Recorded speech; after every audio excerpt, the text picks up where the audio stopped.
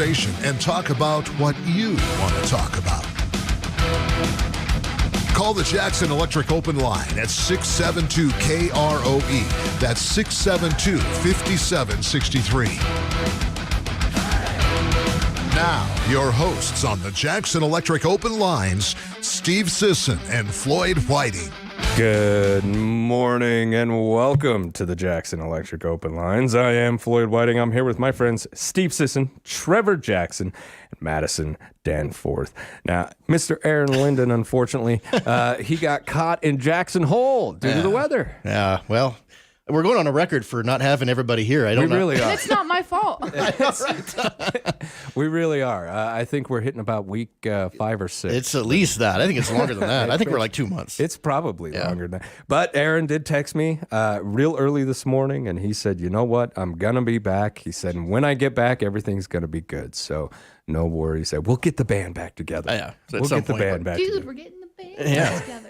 Give us a call, 674-4443 or 672-5763. We're going to go ahead and jump over to the poll question. Now, before we get into this, I do want to make an apology to the silent generation. I did not include them, and this was my decision. Yeah, I wasn't here when this poll was made. You can blame me. Yeah. Neither was I. I did not put the silent generation on the poll. So I went back and said, you know what? Any generation before and baby boomers. So let's go ahead and take a look. What do we got? So the question was, what generation are you a part of? And the highest group, or the biggest group in our responders, were boomers and generations before. That's 57% of those responding. That is followed by Generation X, which comprises 25% of those responding. Then millennials at 15% and Generation Z at 2%. I forgot to vote, so add just one. That's very generous. Okay, that takes it from 14 to 15 people. Nice. 356 in the boomers and before. See? That's very Generation Z. I forgot. Yeah. Oh, was that today? Oh, Shoot. Forgot to vote on that. But I did vote in all the elections, so that is. There you go. So You there's voted that, when it counted. That's right. All right. Now, I do want people to know that, when it comes to generational stuff, I want you to, according to the Pew Research Center, generational cutoff points are not an exact science. Yeah. They should be viewed primarily as tools, allowing for the kinds of analysis that we're going to go over. Their boundaries are not arbitrary. Generations are often considered by their span, but again, there is no agreed upon formula for how long that span should be. Well, it's always a gradual shift. It's not like on midnight, December 31st, 1 year, all of a sudden everybody changes. Right. So right. I took some generational training. I've talked about it before on here. 2 instances taught by the same individual. He was, he had his stuff really together when it came to this. And I do want folks to know that when it comes to the research that is being done by individuals who are looking into this kind of thing, the majority of the time, they will not classify a generation until they feel that the majority of them are over the age of 18, out on their own, making their own decisions as opposed to being influenced by the generation. that makes great sense. Yeah. So I want people to keep that in mind. If you call in telling me, oh, no, Generation X or Generation this ends on this date, It's up in the air. This is a big gray area, folks. So, and I can actually attest to that. I was born in 1980 at the very end of Gen X. So I can see a lot of things from the millennials' point of view because I grew up with a lot of them. Not only that, but, I'm married to one. Have been for a long time. It's really difficult when all of a sudden the next year everyone's different. But I identify most with Gen X because I was raised by boomers. Oh, yeah, absolutely. Yeah. I definitely feel like I'm part of Gen X. Absolutely. Yeah. I mean, I feel that through the very core of me. When most people are giving a definition of Gen X and their characteristics, I'm just sitting there shaking my head going, wow, they've got this stuff figured out. Just point at me next time. Yeah. Wow, man. But it is actually quite fascinating. During these trainings, I would sit and think, wow, an entire generation of people behave this way, and they can go back and actually show you why. Mm-hmm. I mean, they really can. You and I were having a discussion about this morning. Yeah. You know, a lot of people feel that millennials and Gen Z have like this sense of entitlement or this sense of mommy and daddy's always going to be there. Well, why? It's you, boomers. Right. It's you. Gen X was raised with a very hands-off approach by baby boomers. And because of that, Gen X became helicopter parents. Right. Yeah. And I will admit, you know, like I told you this morning, me and my sister have sat down and had this conversation. And I asked her one day, if your kids were doing the same thing or gone for as long as you and I were as kids, what would that be like? And she's like, oh, that had never happened. No. That's how my mom, she said, we were at the Christmas stroll and we were talking about, I can't even remember what we were saying. And she said, I don't know how we did it before, like Snapchat or like making sure you're good. Like I went to Laramie a couple weeks ago and I drove by myself and she was like checking in on me. And she's like, if I did that when I was younger, my parents would be freaked out. Oh, yeah, absolutely. Why are you calling? Yeah. What happened? I call my mom all the time, like, hi, Mom, what you doing? See, yeah, not us. No. Not us. I tell her, like, everything. It's bad. Not bad, but my, like, recently call list is like, Mom, Dad, Mom. You know what? But seriously, though, what a benefit. It's fun. You know, I don't think that's detrimental. No. I think Yeah, that's I don't think so either. amazing. I think that is a great thing because me and my daughter, same way. We have this really close relationship. I want to know what she's doing all the time, especially when she lived here, you know, when she was in high school. Where are you? What are you doing? What time are you going to be home? You've got to tell Dad all these things or Dad starts freaking out. And Dad says, well, if you're not going to share that information with me, you better be walking in the door in 5 minutes. You know, it's... Yeah. I wasn't a helicopter parent, but I wanted information. You know, where are you? Who are you with? What are you doing? My mother? I think I was gone for 3 days once. And finally, she came over to my friend's house and she's like, are you ever going to come home? Oh, how? What? What will really surprise you is I was 12 at the time. Yeah. I never called. I never did any. Yeah. No, nothing like that. Right. Gosh. Not a big deal. Yeah. Yeah. I don't think I never had a time where I was gone that long. But, you know, frequently you'd be out for an entire day and then come back later on. And, you know, who knows what happened during that entire afternoon, evening. It was like when the street lights came on. Yeah. We're like, okay, Yep. I have to go home. And I'll never forget it because at dinner, on the opposite end of the spectrum from my mother is my dad. And he would look at me and he'd be like, what'd you do at school today?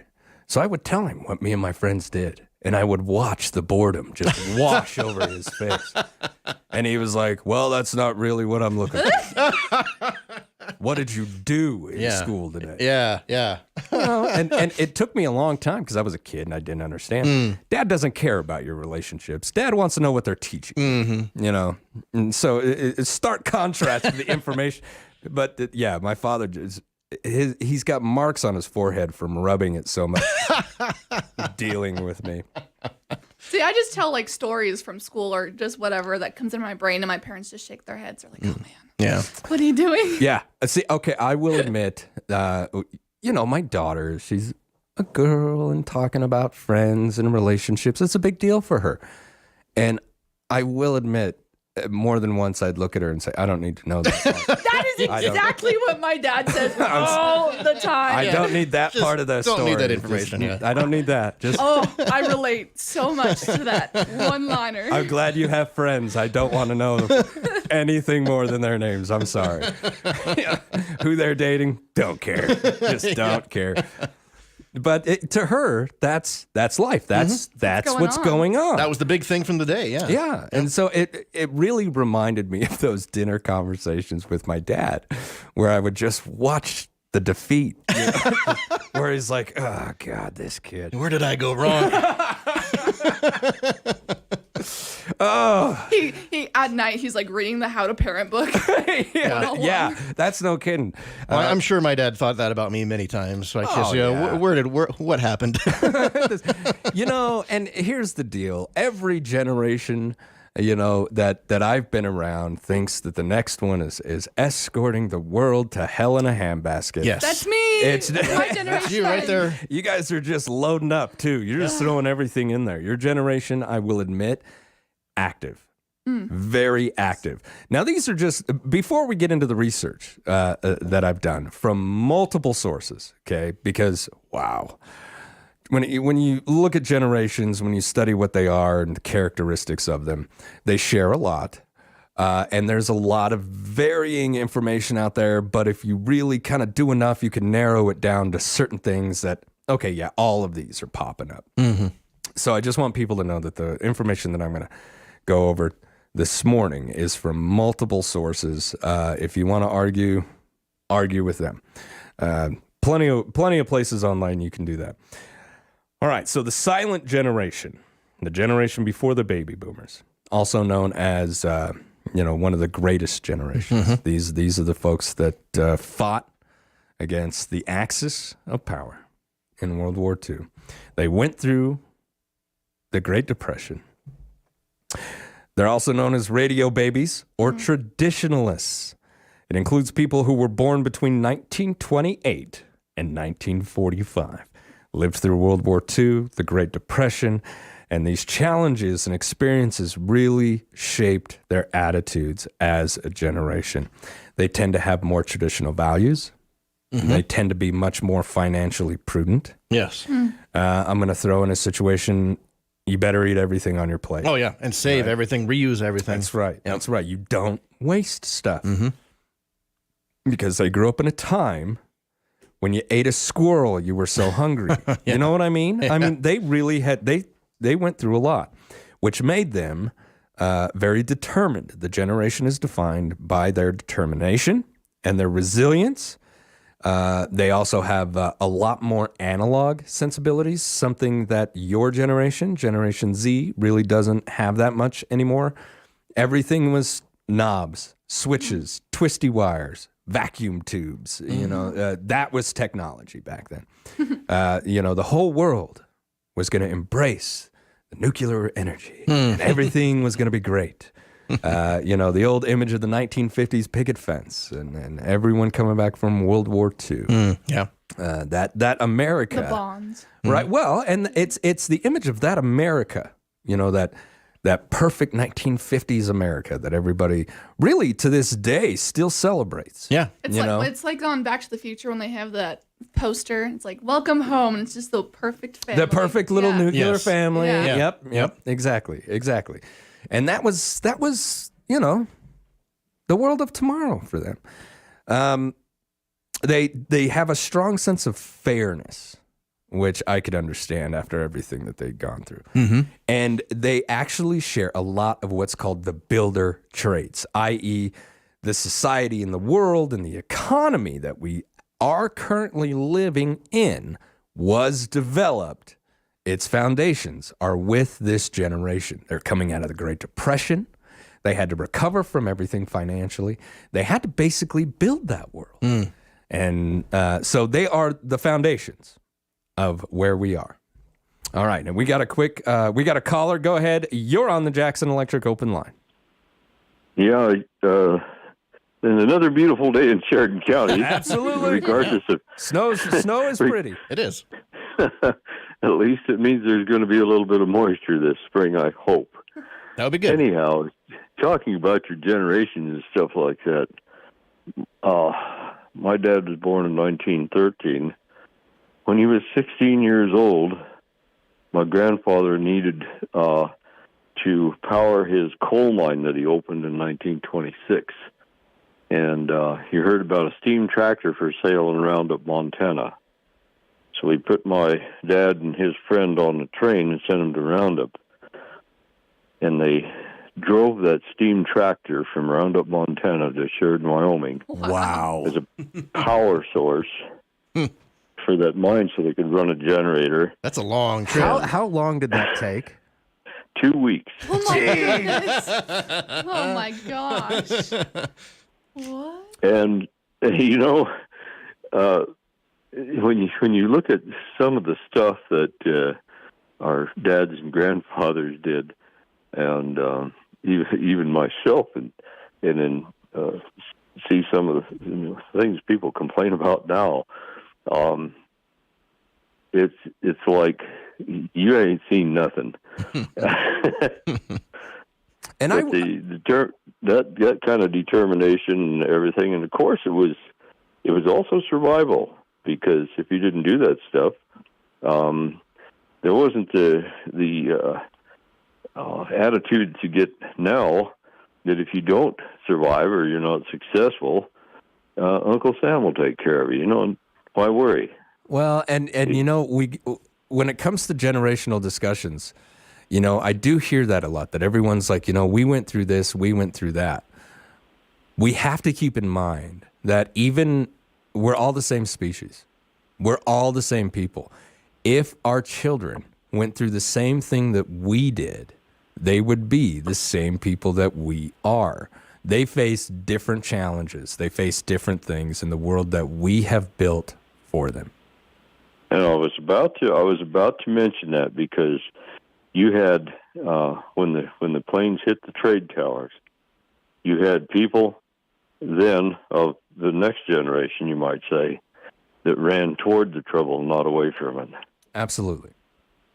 And so you've got heroes all over the place, and it just depends on the circumstances. But I don't think we can say one generation is typically this or typically that. But there is a kind of a common knowledge type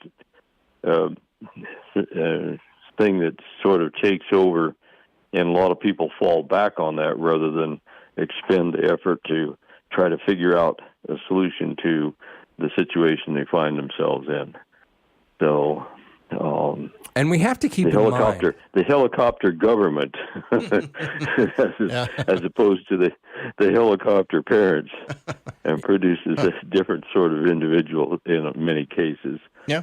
And I would agree with you. I think the government gets involved in way too many different things. But, when it comes to where are we going to fill these holes for, civil and social programs, I hate to say it, but I just don't see a private industry standing up and helping out anymore. Once the transition for CEOs went from here's your salary to your salary is now based upon the profit margin that we can give to the stockholders, companies changed. Absolutely. Yeah. Companies changed. Now it became about the dollar, not about improving the community and the society around you.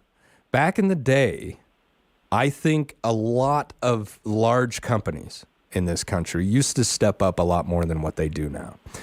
Now, granted, I believe you're right. There's a lot of great philanthropy going on out there, okay? I don't want to downplay that.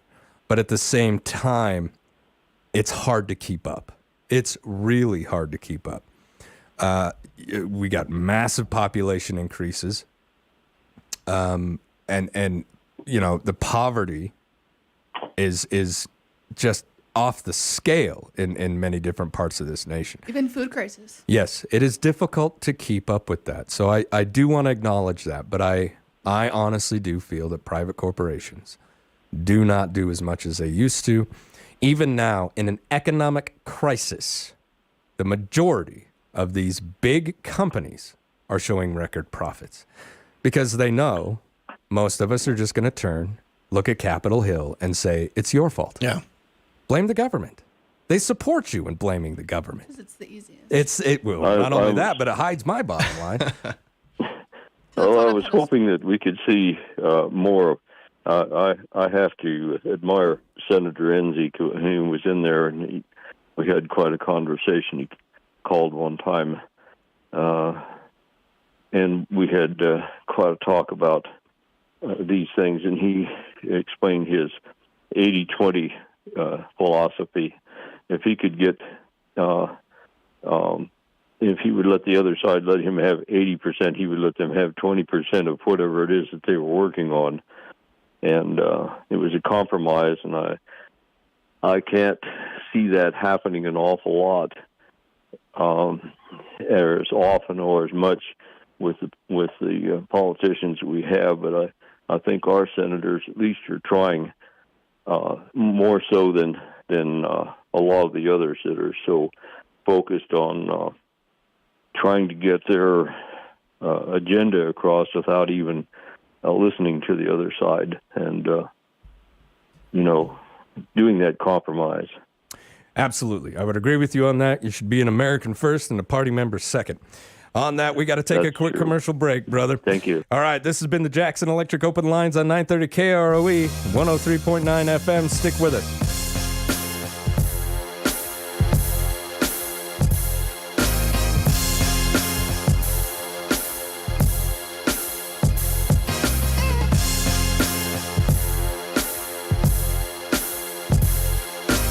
Jackson Electric and you'll see the light. Maybe it's as simple as adding an extra outlet. Maybe it's as detailed as wiring an industrial building.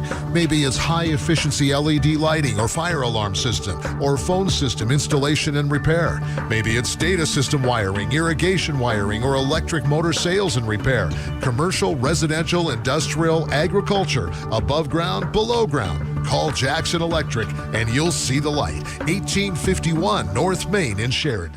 This is Ken here at Prime Rate Motors. We understand everybody's situation is different. Not everyone that comes to Prime Rate Motors is looking for a new vehicle. We also sell and install GR brand flatbed conversions and Krogman bale feeders. Looking for a trailer? We offer a complete line of GR, Wilson, Merritt, flatbeds, stock trailers, even tandem axle enclosed cargo trailers. Stop in, let's work something out. Here at Prime Rate Motors, the Super Trailer Store, or Prime.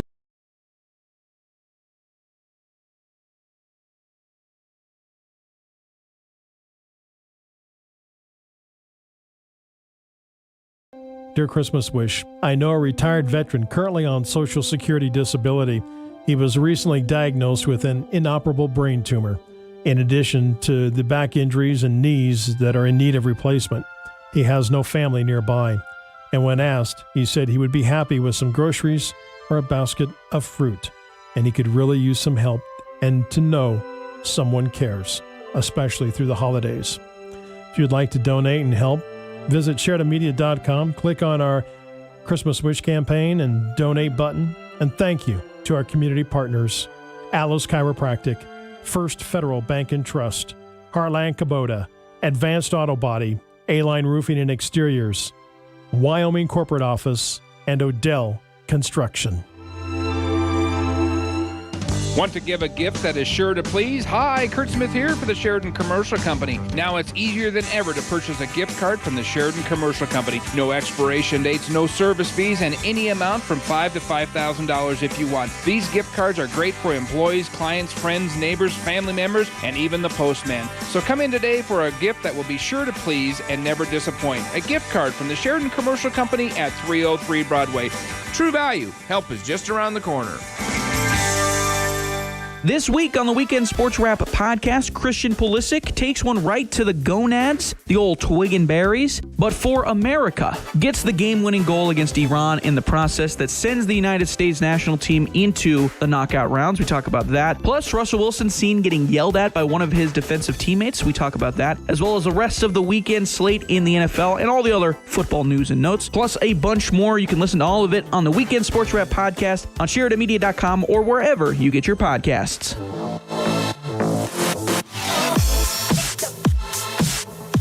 Good morning and welcome back to the Jackson Electric Open Lines. I'm Floyd Whiting. With me, Most of us. We have a coffee mug standing in for Aaron The here. Fallen. We've got Steve Sisson, Trevor Jackson, and Miss Madison Danforth. There you Give go. us a call, 674-4443, 672-5763. I was thinking about something that Mike was talking about. Aaron, a couple weeks